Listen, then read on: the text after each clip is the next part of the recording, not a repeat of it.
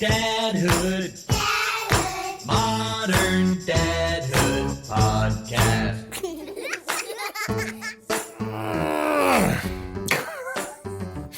Are you stretching? Sometimes I have to do a little stretch before we record.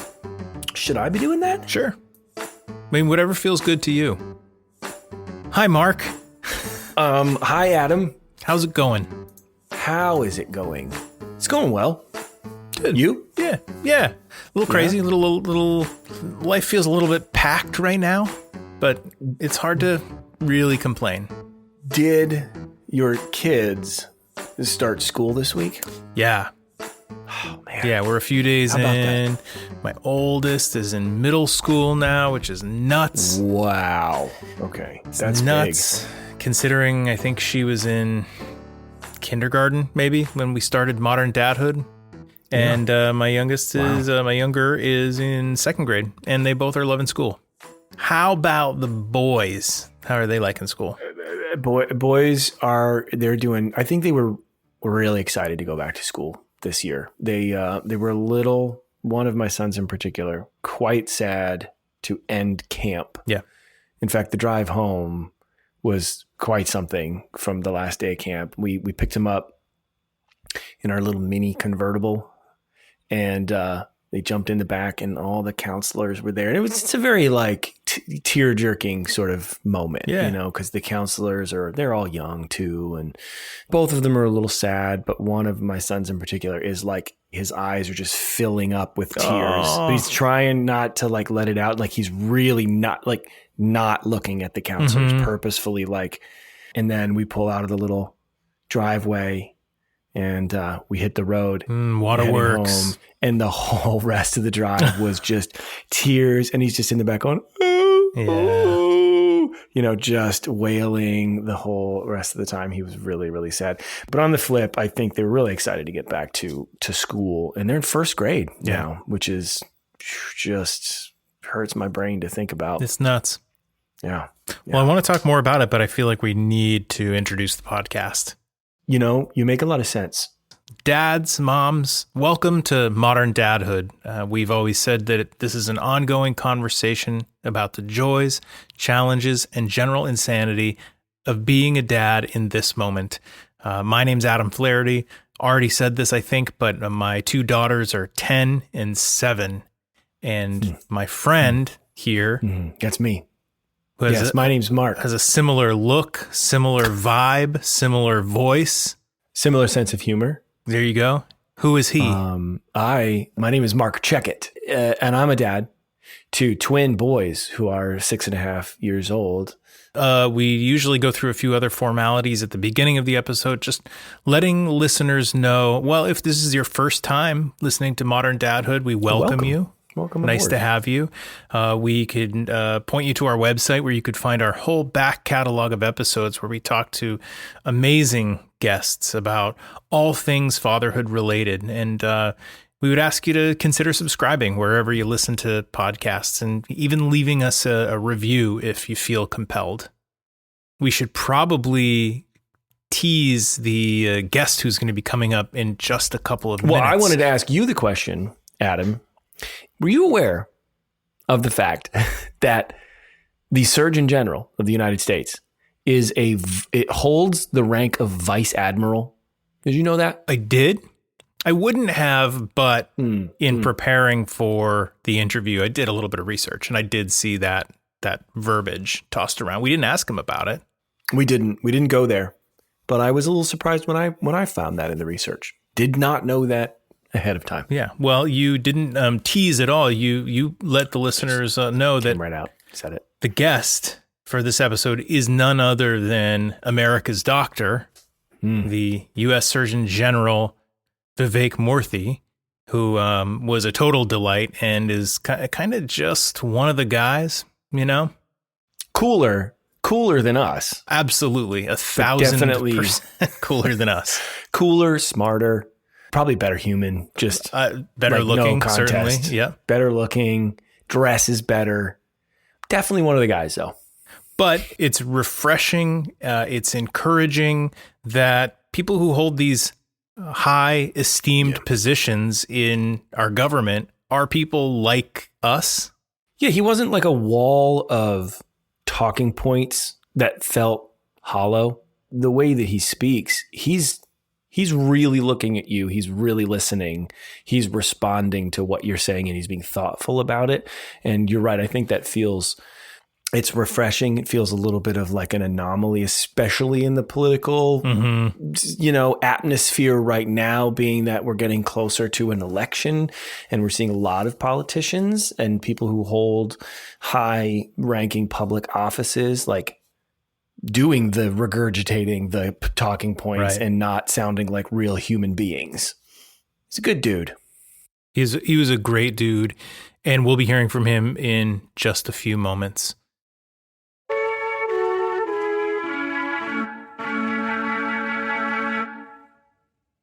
Mark. What? We put out this Instagram post, and I feel like we probably should take a quick moment to address it. Just the fact that we've pod ghosted a little bit. We did. And I feel like you and I have talked in the past about podcasts that do that. Right. And how we're not that podcast. We're not, but we kind of have been, and I feel a little guilty about it because we are still going. We do have some awesome guests and episodes lined up. We've just been a little sidetracked for a couple of reasons. And this is for our listeners who maybe haven't seen our Instagram post. But one is that we're working on developing a new podcast, which I'll speak for myself. I am super psyched about it. Very, very stoked about it. Mark and I are kind of the back end of this one. We're producing this one and we're not hosting it. The host is going to be one of our previous Modern Dadhood guests who was super interesting and compelling. I happen to think it's going to be huge. And I agree with you. I think it's going to be huge as well. So we'll tell you listeners more about that just as soon as we can. But the other reason that we've been a little slow to release episodes is just because summer has gotten in the way. Things are busy. We've been spending time with our families. Both of our families, Mark, have had rounds of COVID. Yeah, that was cool. Vacations. Yeah, we both did a little traveling. Trip here and there. These things happen, man. But all that to say, listeners, dads, moms, we appreciate you sticking with us. I think that's... Adam, I think we should forgive ourselves, don't you? I forgive myself. Do you forgive thyself? Great word. I do. I allow myself the room to be perfectly imperfect. Do you forgive me? No. I don't forgive you either. You son of a... Of course I forgive you, man. I love you. Yeah. Okay? And that just goes along with it. Okay? Yeah. I see no reason to wait on transitioning into our interview with the United States Surgeon General. What say you, man? I say, hit that beautiful button, that beautiful playback button.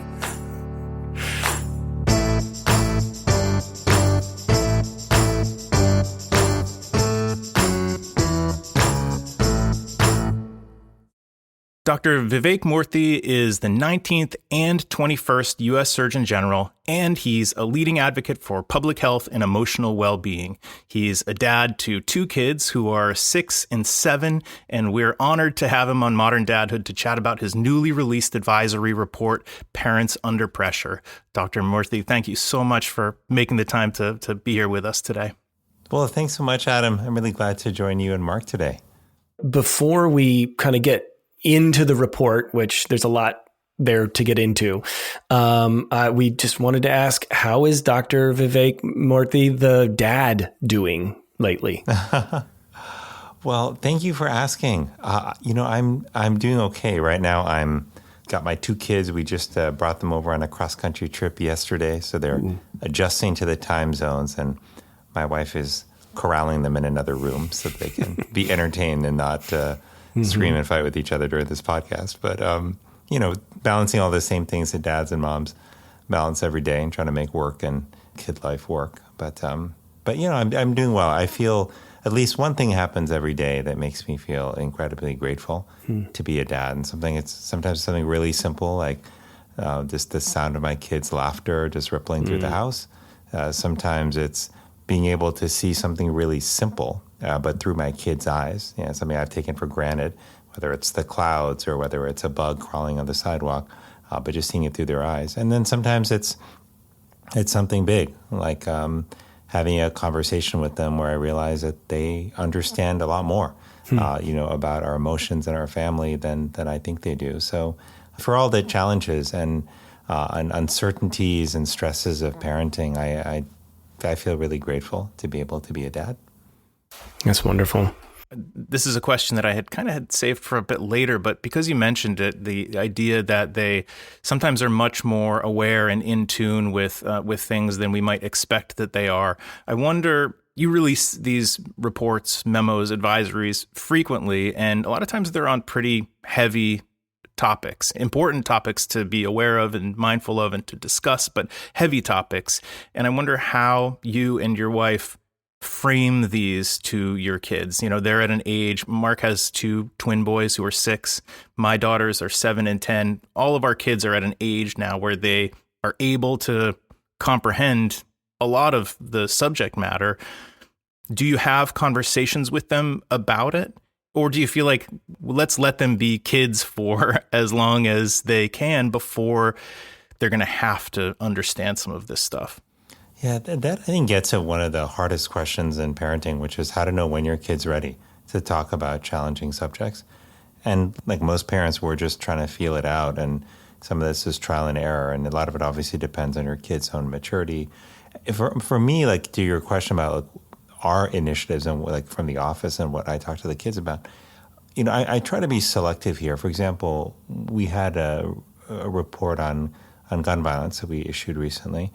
And as a dad, like many other parents out there, I worry about school shootings. I worry about community violence and how to protect my own kids. But we made the decision not to have extended conversations with our kids about that subject because at 6 and 7, and given their personalities, we were worried that we could actually instill more fear than anything else. And we knew that the school was taking certain measures around safety that we thought were perhaps good for the moment. But on other subjects, like when we released our youth mental health work and also our initiatives on social media and youth mental health, we did have some early conversations with our children about technology more broadly. And, even though my kids are young, when my daughter was in preschool, she had come home one day and asked about posting a picture on social media. And we didn't even know that she knew about social media or what it was, but her classmates in preschool had been talking about it. So we know that they're being exposed to a lot of this right now. And so we made the decision to start having conversations about technology and it's also up the ante, honestly, for us to try to model better behavior for them, recognizing, as you both know well, that kids are watching all the time and they may sometimes listen to what we say, but they're more often listen to what we do. So you just brought up the social media advisory that you put out, social media and youth mental health. And in recent months, there's been a lot of like research. I think that's you've presented around that subject and how it affects kids. But in this instance, this report, the tables are kind of flipped, right? Now we're looking at parents. Like, I wonder what was the inspiration behind that flip or what sort of led you, to turn things around and focus on parents? Yeah, it's a great question, Mark. I didn't come into, this term as Surgeon General thinking I was going to issue a report on parents and their stress and mental health and well-being. But what happened is, as I was having conversations with people around the country, it was inescapable to me that parents were really struggling. And right now, parents are experiencing just really high levels of stress and loneliness. In our report, we note that nearly half of parents, about 48%, say that most days their stress is completely overwhelming. And that's compared to about a quarter of other adults. And when you look over time, like parents have consistently reported higher stress levels than other adults. And there are a whole bunch of reasons for this. Some of these are longstanding and familiar. A lot of parents deal with sleep deprivation, worrying about finances, the safety of your kids, managing kids moving towards independence during the teenage years. And those have been stressful. They are stressful. They will be stressful. But there are also some new challenges that parents are contending with, including how to manage the difficulties of social media and technology for your kid. What's the right amount of use? How do you monitor that carefully? How do you make sure your kid's not being harmed? But we also know that the loneliness epidemic we're living through has hit kids particularly hard. We also know that we're living in the middle of a youth mental health crisis, and how to manage those are incredibly hard and challenging for parents as well. When you put on top of all of that, the fact that just the pace of change in our lives has just accelerated so dramatically, and that's made it tough for parents just even to figure out the basic question of how do I prepare my kids for the future? So all of this together has made it incredibly stressful for parents right now. And my worry is that if we don't pay attention to that and recognize that, a few things are going to happen. One is that parents are going to increasingly burn out and struggle in terms of their own well-being. Number two, that's going to affect kids even more and more, because we know that the mental health of parents does affect the mental health of kids. But finally, if we recognize that the job of parenting, the work of parenting is important to society, and that we all need to be invested in kids doing well, then we should care about the mental health and well-being of parents. So that's why I ended up issuing this advisory. I wanted people to understand just the levels of stress and strain that parents are under right now, and to come together around common sense solutions that I believe we can put in place at a policy level in terms of community programs and in terms of our individual actions that can ultimately better support parents, and that will ultimately benefit all of society. You've just hit on so many important things, and I think I cycled through about 15 questions in my head specific to messaging points that you just covered. We would encourage listeners, parents listening, even those who aren't parents or caregivers listening, to find this report and read through it, because it really is, it's fascinating, it's eye-opening. Some of it almost feels like, well, yeah, of course that's the case, but there's so much in there that you maybe haven't considered. And there are things that we can do, shifts that we can make in our lives to better support our own mental health and therefore better support our kids. I also just want to say, I love the, as I said, Mark and I are both in marketing. I love the art. I love the cover of this. I love the layout of this. There's potential for something like this to just be really dense and overwhelming and hard to approach. But the way that you present this material is welcoming and approachable, and it makes for a really easy read. So we do encourage listeners to check it out. Yeah, it's funny, Adam. The whole time I was reading it, I was like, I really like the way this is designed. Like the layout here. It's funny. You should mention that. Sorry. Well, it's packed with great information and important statistics. And obviously there's many references that you include at the end. And people certainly look to you as an authority on a lot of this information. And I wonder, where do you go first when you're starting to work on such a document? Who are your go-tos?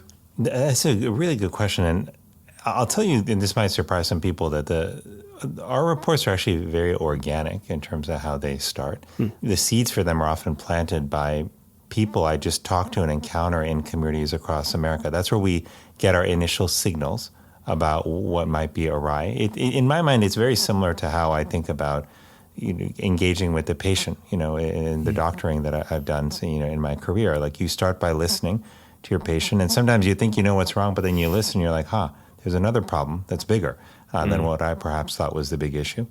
So those conversations that I have in town halls and community groups all across the country, a really important source of information. Once I get a signal, as in this case I did, that, hey, parents are dealing with a great amount of stress, and then we start doing a couple of things. One is digging into the scientific literature to understand, what do studies tell us about what parents are going through. And these are everything from statistics to theoretical models that may point to what some of the origins or drivers of that stress is, to outcome studies that look at what are the effects of having parents who are experiencing stress and mental health strain.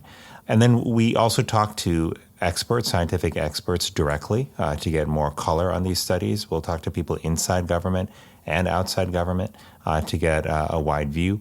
And then we'll talk to organizations as well that are on the ground, that are engaging directly with the population we're concerned about to understand what are they seeing and hearing, what programs are out there that may be working and might be helpful. So we do a lot of this and we revise it a lot. We go through it a bunch of times. We want to make sure we get it right scientifically, but also in terms of our recommendations and in terms of our tone, because as you know, both being, in marketing and really being attuned to how people receive information, it's not just the content, it's how you present it and share it that matters too. So we do our best to get that right. And we're not always perfect, but we try to make sure that what we deliver is accessible to people and is actionable as well. You're talking about, stress levels and the listening to people and hearing, sometimes there's a bigger problem behind a problem that you're, working on or discussing. And you note that high stress levels can be linked to loneliness. And of course, you've written about loneliness. You have a wonderful book called Together. I'm telling you the name of the book like you don't know the name of the book. That's for the listeners. But I wonder if, was there sort of an aha moment around loneliness as being like, oh, this is a thing that's pervasive, that's out there, that's potentially damaging, that's linked to all these other things. Because to me, it felt almost a little surprising, that there's, maybe it was just that I was hearing about loneliness from such a high authority, but I wonder if in your discussions with people, was there sort of a moment that shed light on that? Yeah, it's interesting. Like for me, I've realized that the aha moments are almost in retrospect. Like I sometimes I'll have so many of these conversations, and it's only really when I sit back and I really reflect on them, like, oh my gosh, there's like a really powerful signal here. And then I'll also realize that sometimes it resonates with worries or concerns I've had in my own life. I'll just tell you on a personal note that, as a parent, I became a dad a bit later in life. I was, I believe, 38, 39 when I had just turned 39 when my son was born, and it was our first child. And, I had absorbed all this information from friends about parenting. I knew it was going to be joyful. I knew it was going to be stressful, but nothing really prepares you for it, until you're actually there. And I had a lot of those really joyful moments, there's so many firsts, right? When you have a child, like first words, first steps, first day of school, first food that they taste. But then there are also these many, many moments of just uncertainty.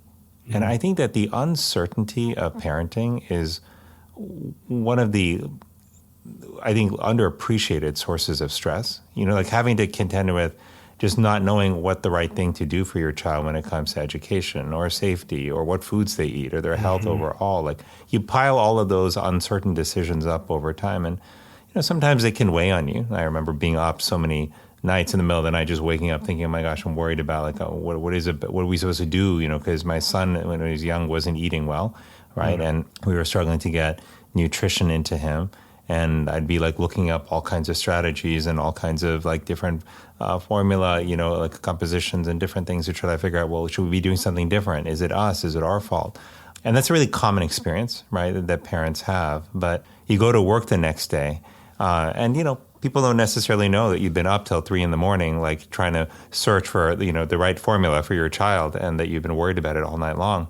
But you got to figure out just how to, make work happen. And that's what parents do every day, all around the country. And I just think that, I certainly applaud parents for the incredible, way they balance, work and other responsibilities in the community and family. But I do think that us not understanding more broadly as a society what parents are going through and not prioritizing enough, getting at the root causes of those stress, I think is not good for parents, it's not good for kids, and it's not good for society, especially when those stress levels increase and when those drivers multiply. And that's what we've really seen during our lifetimes, is that we're having to worry about things for our kids that prior generations didn't necessarily have to, on top of a lot of the old stuff. And I just think that takes a real toll. I'll maybe share one last thing, which I noticed is, I noticed as much as parents were talking to me about these stresses in their life, a lot of times they were telling me one-on-one. And when they did, like the tone of their voice would go down a little bit, the volume would soften, almost as if they were sharing a secret with me, or they were embarrassed, to seem like they perhaps were falling short as parents. And that was one of those moments where I realized that, hey, as parents, we're not talking enough about this with each other, right? Yeah. Because there's this incredible accelerated culture of comparison that we're living in right now. That's, I think, accelerated in large part by social media and online information that we get. But it's pushing, I think, parents to feel more and more like they've got to get every single thing perfect and right in order to make it as a parent. And that there's a strategy, a 4-point plan, a 10-point plan, a service, a product, whatever that you can use to optimize your child's health and education and safety. And if you're not doing that, then hey, you're falling short as a parent.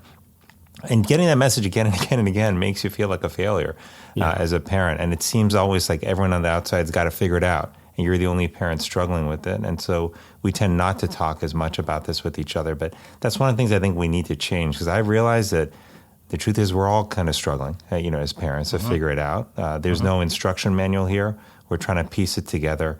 And I actually think this is a time where we need to talk with one another and help one another, because that support is just vital, like when you're going through parenting. Yeah, there is no instruction manual. I mean, have you thought about maybe there's a warning label that we can put on kids so that when they... Maybe that's not possible. I did think it was interesting that you wrote about how parents are working more than ever, but also parenting more than ever. And these things, maybe they're kind of at odds with each other because they're both very demanding of your time and your attention. And so some of the stress and anxiety that parents are experiencing is just related to not having enough hours in the day, and this feeling of being, I highlighted the phrase, feeling perpetually behind, because that's something that I can absolutely relate to. And I'm sure it's something that all parents listening can relate to. The report has a lot of great ideas, suggestions for things that can happen on an individual level and, at a government level and a community level. And I'm hoping that we can start to make some shifts in that direction to lessen that feeling overall from parents of just being overwhelmed and perpetually behind. Yeah, it's Adam, that's helpful feedback, and I appreciate it, because that feeling of being perpetually behind is one that I feel too as a parent. There's like a long list of things that I have that I feel like I need to be researching and doing and executing for my kids, and I feel like I'm never, through that list, and it's always growing, not getting shorter. And so, look, just thinking about it from a work perspective, if you went to work feeling like every day you were perpetually behind, and that everyone else seemed to have it together and you were the only one behind, that would not be a recipe for a success at work. Right. That would be, would lead to a very stressful work experience. And I just think there are a lot of parents in that situation when it comes to parenting. The time piece is actually really, to me, very interesting and was quite surprising. I suspected that most people would assume that over time, since 1985 onward in this particular study, that the amount of time that we spend at work has gone up and the amount of time we spend with our kids has gone down. But it turns out both have gone up, right? Yeah. And they both have gone up for moms and for dads, right? So then it begs the question, where is that time coming from, that extra time? And a lot of it's coming from the time that parents would spend socializing, caring for themselves, sleeping, doing basic things that we need to recharge and sustain ourselves. And, that comes at a toll. So, my hope is that we can take a lot of the actions and we lay out actions at multiple levels, policy actions that we can take, like, for example, making childcare more affordable, ensuring that every family has access to high quality mental health care and overall health care. We lay out things that can be done in communities. For example, like having workplaces that understand the complexity of parents' lives and schedules, and ultimately that respond with more predictable and with schedules and with flexibility in scheduling. That can really help a parent who's struggling to balance home and work. But the individual actions that we can also take are not to be ignored either. Here too, I think that as parents, we can talk more with one another and support one another more, recognizing that we're all struggling. But if you have got parents in your life, right, whether you're a parent or not, simply like showing up to support them, to help out with basic tasks or errands from time to time, just to give them a moment to breathe. That sometimes that can be everything to a parent. And look, I think that like on this front, like we've just got to realize that, we can't always wait for an invitation, to come and to help others who might be struggling in our life. I will admit freely that before I was a parent, I had friends who were parents, but I had no idea what their life was about, right? And when they became parents, you always hear about like the parent, non-parent divides. And, like as a single person, I was like, hey, what happened to all my friends who just got married and had kids? Like they're just gone. And I didn't know what was going on in their lives, but I figured that, hey, I would just wait for them to get in touch when things were easier. Or I figured, hey, they're having a great time. They're with this new baby and they're just like living it up. It's wonderful. That was so naive. I realized in retrospect, I didn't realize that my friends were actually having a hard time.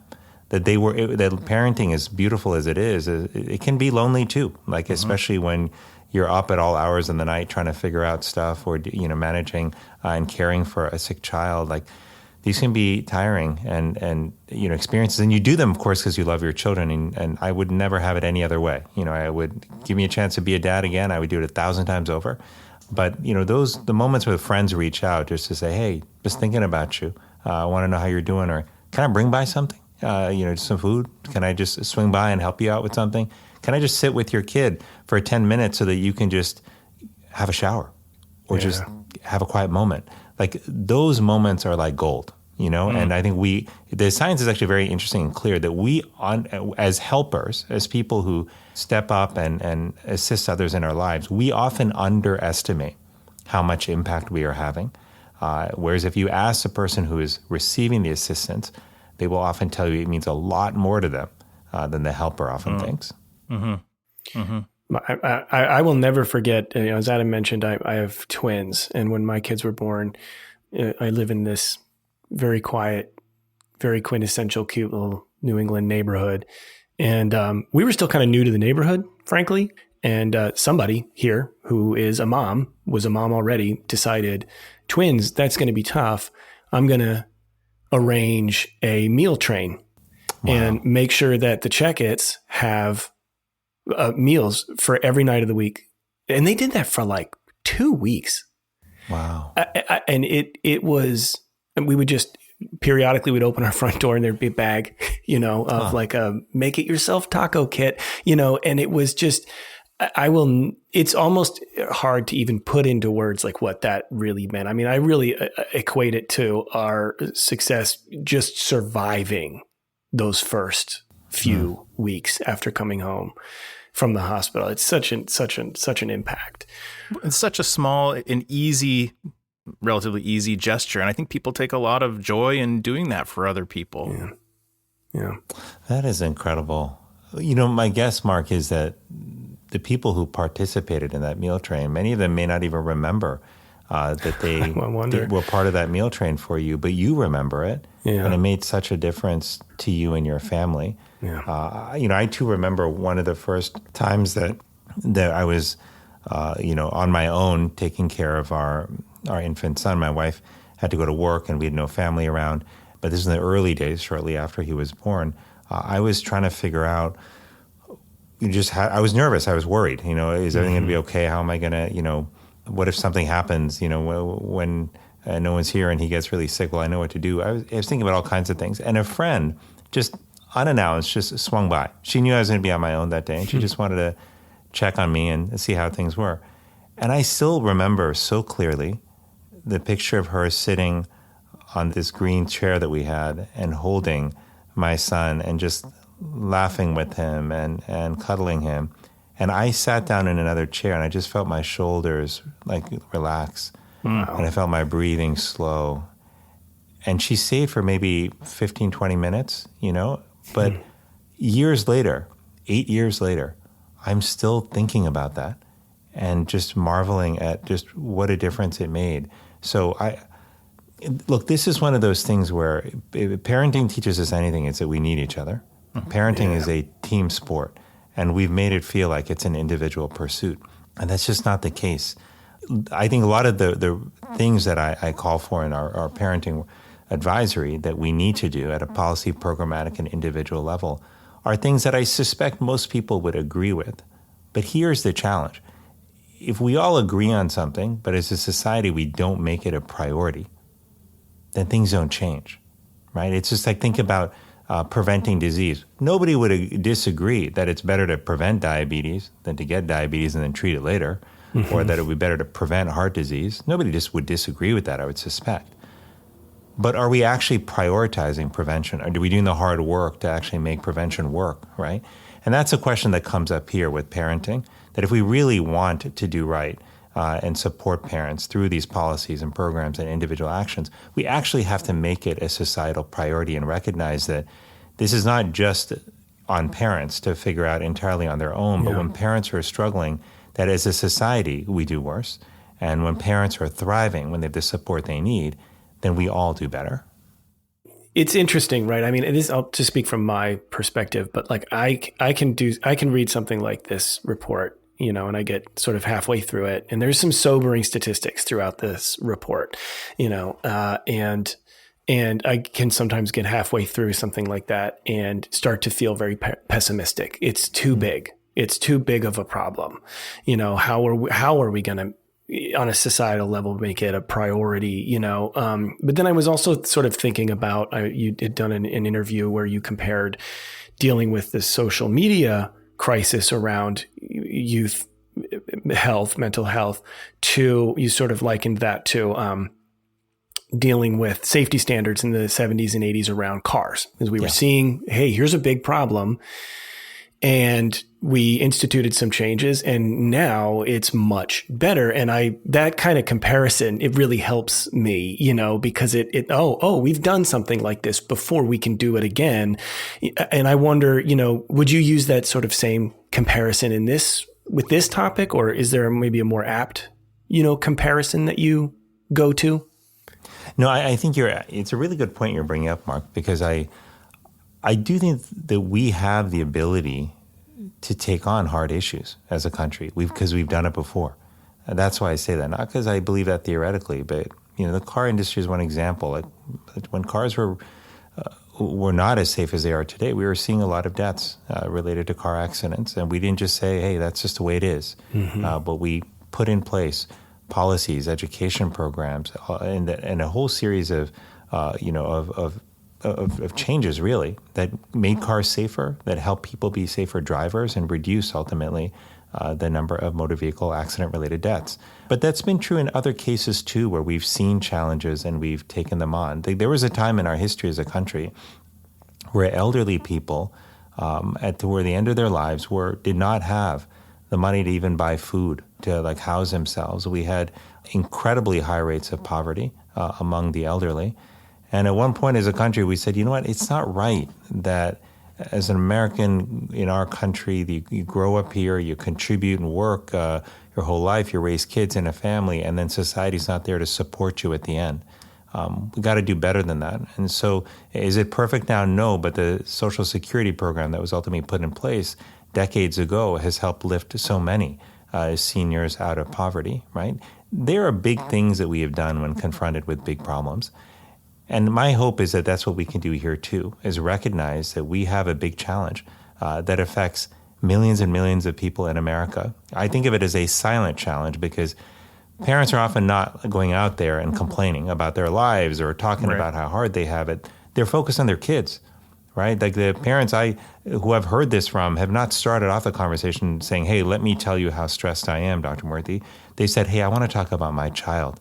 I'm worried that my child has asthma and I can't get care for them. Or I'm worried that social media is actually hurting my child's mental health. I don't know what to do about it. Or I don't know how to keep my kids safe with all of these shootings that are taking place in communities and schools. They're focused on their kids. And I see that every day, that selflessness of parents. But I also think this is time where we've got to step up and have their backs too, where they've got the backs of kids all across America. That's absolutely right. The biggest takeaway, I think, for me is that, our mental health as parents and as caregivers directly impacts the mental health of our children. And again, at least for me, that was one of the most important takeaways. So the better we can support our own mental health, the better we will serve our children. The better served we will be to support our children is maybe a nicer way to say that. Adam, that's right. And on that point, let me just say to every parent who's listening out there that the time you take to care for your own mental health and well-being is not selfish time. It's not indulgent. It is necessary, not just for you, but ultimately for being a good parent. And it would be like saying if I wanted to work all the time and I thought, well, sleep's unnecessary, it's taking away from work, at some point I'd crash, right? And I wouldn't be able to do as well at work. And I do think that the time that we spend as parents, getting some sleep when we need it, whenever we can, it's not always possible to get as much as we need, but prioritizing our rest and our exercise, making sure that we're reaching out to friends, even if it's for just a couple minutes, to say, hey, just want you to know how you're doing, want to check in on you and see how you're doing. Those small moments, they really, really matter.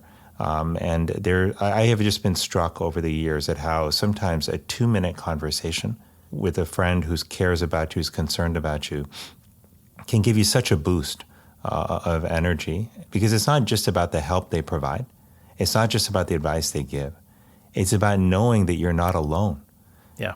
And when you feel alone as a parent, everything becomes harder, which is why I've been concerned, because right now 55% of parents are saying that they feel lonely. And that number compared to like 45% of folks who aren't parents. And that, by the way, goes up among single parents, where the number's over 70% who are struggling with loneliness. So, we got to show up for each other, even if it's just for a few minutes, and recognize it makes a big difference.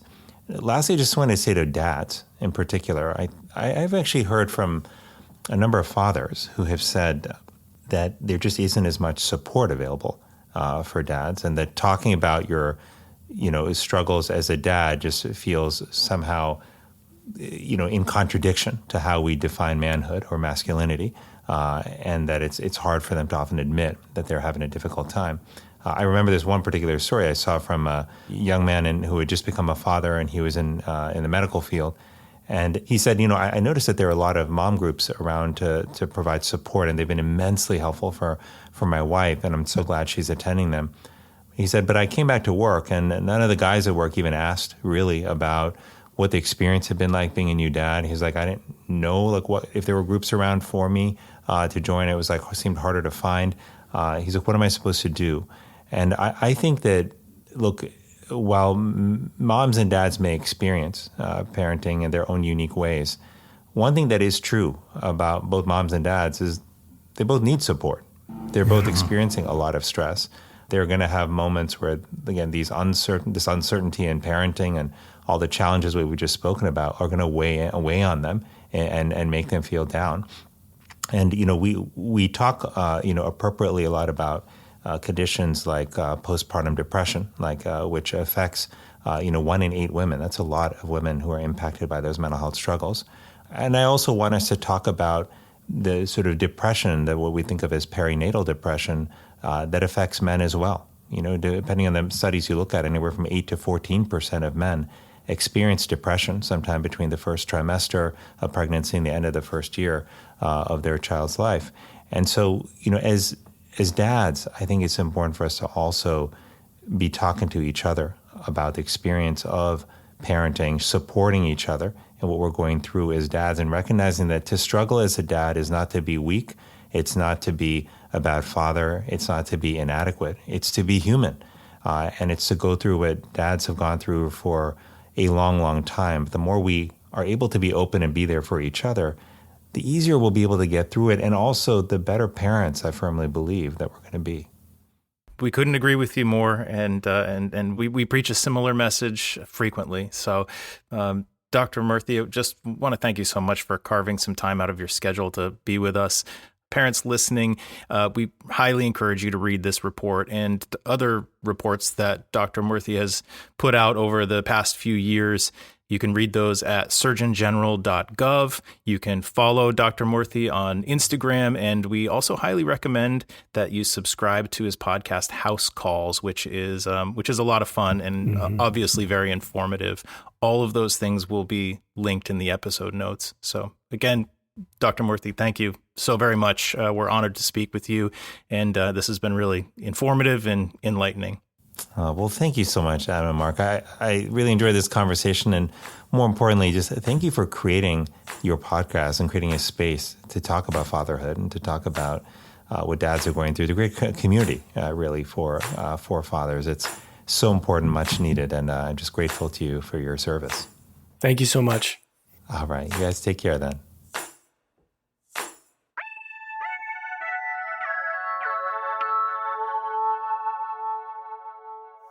Well, there you have it. And that was an episode. That was quite an episode. I like to think we're friends. I think we're going to cross paths again. When next time you go to DC, you bring Jamie and the boys down to DC to see some of the historic, sites and buildings. You going to text him? Just going to knock on his door. Just going to go down to his office. I think you're allowed to. I think that's all. You just knock on some doors till you find him. You just knock on doors till you see like a coat rack that's got a vice admiral's jacket. Just there you go. Yeah. Just hanging. Let's go ahead and be clear that we don't intend to do that, nor do we recommend any listeners ever do anything even remotely close to that. Sure, that's fair. That's a good disclaimer to add there. Well, listen, Adam, man, I thought that was a great episode, and I think listeners will get a lot out of it. For sure. It's going to be one of these that, not because I love hearing our voices, but because, it was chock full of good stuff. I'm going to go back and listen to probably from time to time.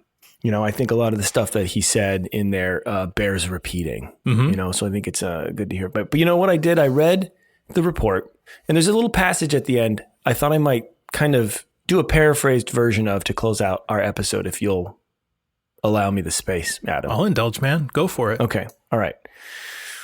We parents put ourselves last a lot. We give so much to our kids, to work, other commitments, maybe a podcast, to our spouses. And much of the time, there isn't a lot left for me time. And when we do think about taking it, we end up feeling guilty or even a little shameful. But as the good doctor puts in his latest report, caring for yourself is a key part of how you care for your family. So it's not just okay that you take time for yourself now and again. It's vital. Good sleep, exercise, mindfulness, doing things that you love to do simply because when you do them, they bring you joy. All of that will benefit you as a caregiver. And ultimately, it's going to benefit your kids. So cut yourself some slack once in a while. Have a little compassion for yourself. Be forgiving with yourself. And that's doctor's orders. Damn it, Mark. That was beautiful. It felt a little bit like slam poetry to me, Was it because I was waving my hands around too much? Yeah. I do that sometimes. Kidding aside, I think you've summed it up really well. It was beautifully said. Thanks. Thanks for taking the time to reflect on that. Yeah. All right, let's rush through this closing. Okay. Because our listeners don't want to hear this, but it's important that they do, I think. They don't want to hear it. They need to hear it. All right, so let's do it. It's one of those. Dads, moms, thank you so much for listening. Please subscribe wherever you listen. That might be Apple or Spotify or Amazon or Hark Audio, iHeart Podcasts. I got so excited about the ending. I hit my microphone. Snapping the fingies. Sorry. Leave us a Keep review going. wherever you listen. Please tell a friend about Modern Dadhood because word of mouth is huge for us. Visit moderndadhood.com and send us a message through the contact form or email us at hey@moderndadhood.com. Buy yourself or a loved one a Modern Dadhood t-shirt or a hoodie while you're there. And also follow us on all the socials and Instagram. Yeah, and Facebook. And LinkedIn. Yeah, and where else? TikTok? Yeah, sure. Yeah, and YouTube. The tubes. Thank you, Tube. Casper Baby Pants. Yeah. Spencer Albee. They do the music for our show. I'm going to go ahead and thank Adam, too, because I'm pretty sure Adam's worked on some of those tunes. A little bit. You make music, too. Sly dog. That's true. You do. Oh, we should say thank you to our guest, the good Dr. Vivek Murthy, the U.S. Surgeon General, 2-time Surgeon General. Also, a real quick thank you to Jane and Julia from Dr. Murthy's office for just helping us over the course of a very long time arrange this conversation. We really appreciate you. You both are awesome. Thanks. Last but not least, Mark, take it away. Thank you for listening. I hurt my tongue.